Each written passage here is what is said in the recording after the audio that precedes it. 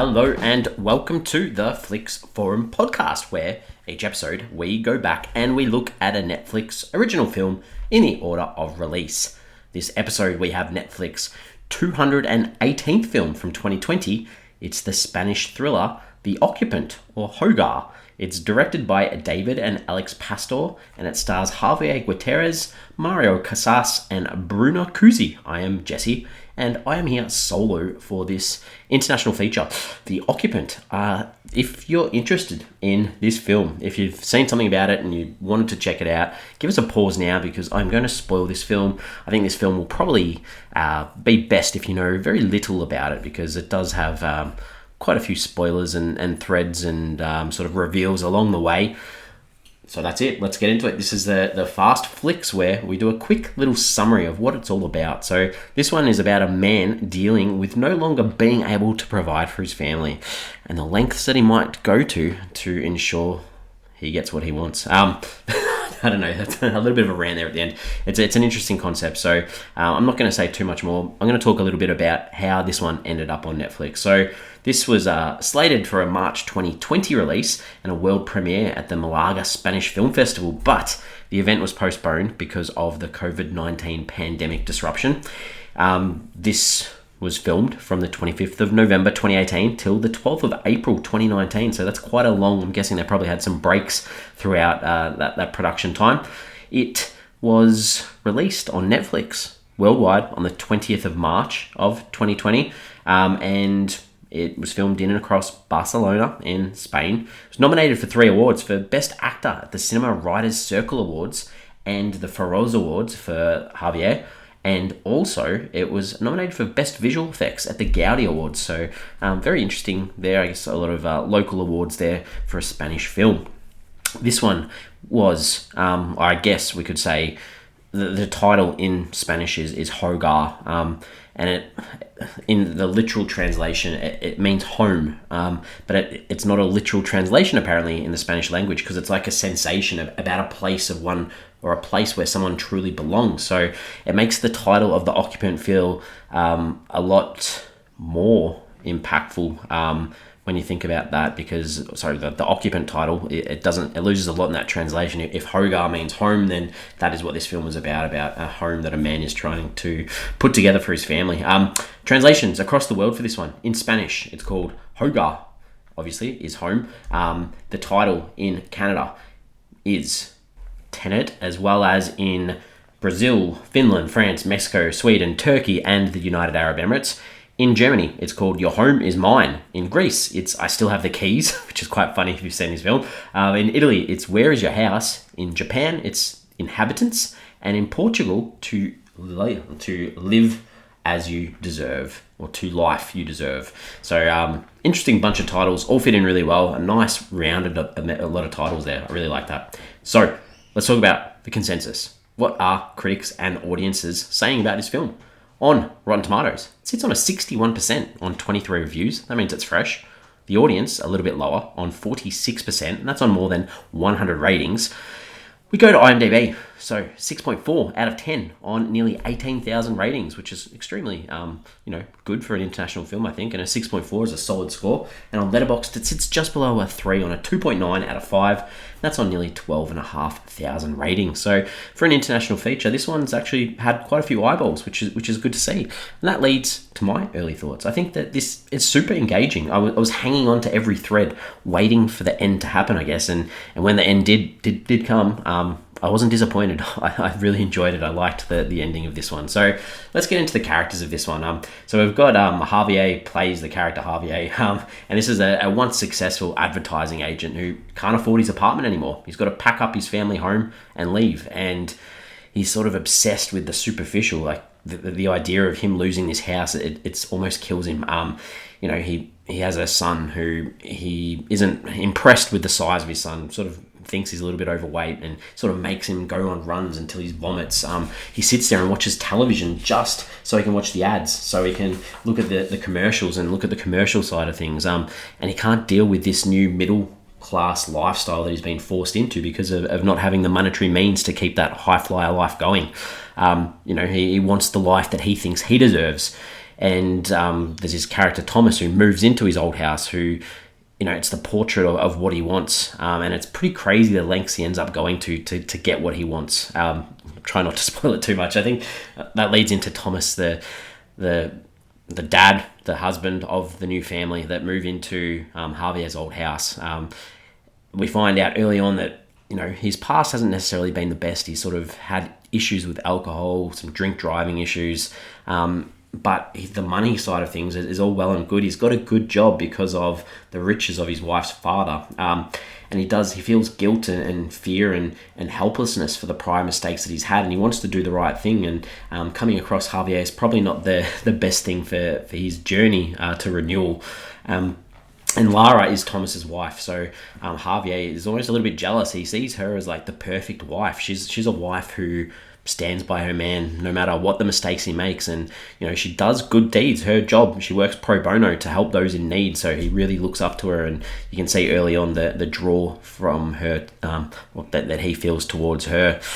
And then we talk, I guess, about Javier's wife, Marga, who, she's really focused on their son, Danny, and looks out for him a lot. He's being bullied at school and she's trying to support him, but she's not feeding this information back to Javier, and that makes him feel a little bit left out. And she's also under the illusion that Javier is going to school to better his career so he can get some more jobs, because, as I mentioned before, Javier is sort of a little bit older, so he's not getting a lot of these jobs that he would have used to get. And, this school or this class that he's going to, sort of, he loses a little bit of interest in it as his focus turns more towards Thomas and his family. The directors of this one, Alex and David Pasta, interesting. They've directed a few Spanish and films and TV, but I think the biggest thing to take out of their writing credits, they wrote the film Selfless, which you may have seen, that stars Ryan Reynolds and Ben Kingsley. So they're not too far removed from Hollywood in the fact that they've got some good writing credits behind them. Okay, let's talk about some scenes. What are some scenes that I enjoyed in this film? I think it's hard. It's hard in a film like this to sort of identify things that really stand out, because it's just sort of a draw throughout the whole thing about this character and his motivations behind trying to get a life back that he wants. So the opening and the closing are sort of really good parallels to start off with, because the opening shot is this old advertising campaign that Javier had worked on in the past, probably the 1980s, I guess. And it's sort of this appliance commercial where you've got the perfect family, the perfect house.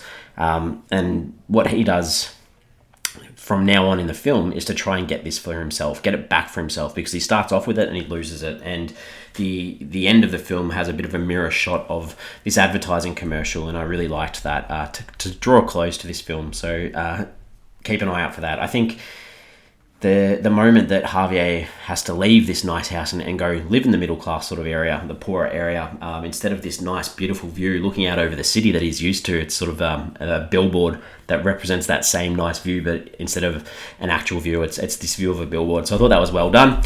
I think that we talk about Javier as a character, and the parts that I didn't necessarily like him making his son run until he vomits, but when he was living in the nicer part of town, he was able to go for a run in the middle of the night, enjoy that exercise. Whereas, in the middle class, he's got to, when he goes with his son, he's got to go up these big hills, and it's a real struggle. And this sort of reflects the struggles that he's facing with his career, with his life, with his family life. I think there's a moment where Javier breaks into his old apartment, and he's having this, going in there every now and then, checking things out. And Lara, the wife of Thomas that lives there now, sort of comes home because she forgot something. And there's quite a suspenseful scene as he tried to keep himself hidden from her, which was cool.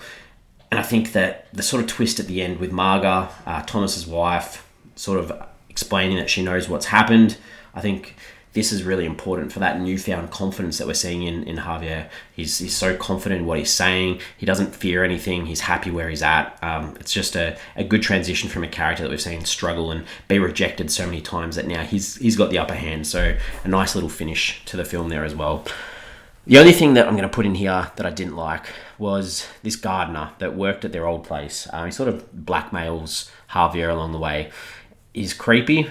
I'm not sure we needed his blackmail, and I'm not sure that the reasons he was blackmailing, which were some pretty disgusting habits, were really needed. So I think that probably needed a rework, and that didn't really work for me in that case. That leads us to the themes and ideas of this film, and I think there's a lot in this. There's a lot that they're trying to say. What do people deserve? We've got the haves, we've got the have-nots, which sort of leads a little bit into class society too. You've got entitlement and this economic disparity of depending on who's got the money, where you are, depends on where you live, depends on what your life is like. And especially in Javier's case, his age is definitely something which impacts his ability to be successful now. He's not getting jobs anymore. He's seeing a reflection of what life used to be like for him and his family through this new family that's living in his apartment. They're a younger family. They're doing well. He's not. His wife's working like retail and he's having to try and sell his car and continually go for appointments, go back to school. And in saying that, all these interviews that Javier does go to, they're all run by younger people, younger up-and-coming people, and he feels threatened by this youth. And we even see a conversation with his son where he talks about, when I was at school, I had to learn Latin. It shows times have changed. Latin's not this language that everyone studies anymore. I reckon I've even had my own father talk about when he studied Latin at school, and it's like, I don't even know if that's an option anymore. So all very interesting. And then also too, we've got this sort of monetary crisis, or this idea that you have to let people go from their jobs. You've got maids, you've got gardeners having to downsize due to lower income. So the idea that the impact that this can have on society too. And then on the other side of things, especially through this sort of Alcoholics Anonymous or rehab sort of sessions that we see, there's that idea of temptation too. Trying to fight that temptation, trying to keep your guard up. And then that idea also of being tempted, of getting back what you've lost. What lengths will you go to get back what you've lost? So all really interesting little things that are touched on in this film too. I think things that I took away from this one, I think that there's this idea of a tap dripping in this film. There's this tap in their middle-class house that drips, and we also see it again at the end. And I think it's a really good symbol showing that it doesn't matter how nice your house is or how good your life is, there's always going to be a problem. There's always going to be issue. There's always going to be something that impacts things. So I think that was really interesting too. We usually talk about IMDb, if there's anyone that we jumped on to check out. I didn't for this film, so I sort of got a couple of quotes from critics about this film, which I think are an interesting take. So I really like this quote. I'm not saying that I agree with it, but I like this quote from Empire Film Magazine. They said, if you feel that if Javier poured the same creativity into his advertising portfolio as he does with his cunning plans, he'd be effing Don Draper, which is quite funny. I think that, when he goes to interviews, sort of show that he's living off his past and not necessarily anything that he's done that's new, whereas he is quite thoughtful or quite imaginative in his things that he does to try and get back what he wants. So that's a really interesting quote. And then this one from the New York Times, not quite as good, but they said, if Javier put as much effort into his portfolio as he does into evil, he'd have a sports car for every day of the week. Yeah, I mean, not as good as the previous one, but still talks about, the effort that he does put into what he's trying to do. I'm not necessarily sure that I see Javier as evil. I think probably a misguided man, and obviously as a character you can look at him towards the end and work out he actually goes through with something that is not quite nice. But I don't know whether that's evil. Maybe that's the fear of loss and trying to regain what he's lost, and not necessarily that he's a real pure evil man, because he does look out for he does look out for Lara, and he wants to be successful with her and the kids. So it's very interesting. I'm going to wrap this one up. I think time for my final thoughts. Give the films a rating out of 5, and I feel like this film does need to be recommended. I think that the extremes that Javier goes to, it might be, they might be a little bit extreme and a little bit unbelievable, but it's always engaging watching someone fall into a spiral because of their perception of the world and what they do to regain where they're at. I'm giving this a 3.5 out of 5, so decent score from me. I think it's worth a watch. Check it out if you can. We have socials. We have Twitter, Facebook, and Instagram. So on social media this week, I want to ask, what's the most disappointed you've ever been after an interview? That's just in relation to Javier, kind of missing out on a lot of interviews, I guess. I can't even think of anything off the top of my head that I've gone for that I was disappointed I didn't get. But I'm sure there's some good stories about, issues that have happened with that. So if you've got one you want to share, please do. We've got a huge catalogue of Netflix films. Please do have a look and see if there's anything we've done that you're interested in. We will be back next week with another brand new episode. And this one is also from 2022. It's also an international film. This one's from Canada. It's an action thriller called The Decline, or in French, it's Jockey Decline, and it's directed by Patrice Lebert. It stars Guillermo Lorin, Rial Bose, Marc-Andre Grondin, and Marie-Eveline Lassard. So, The Decline. That's what we're looking at next week. I'm excited. Action thriller. Should be interesting. thanks for listening along for this episode on The Occupant, or if you're speaking in Spanish, Hogar, which I like that title. It makes a lot of sense. I'll be back next week and see you then.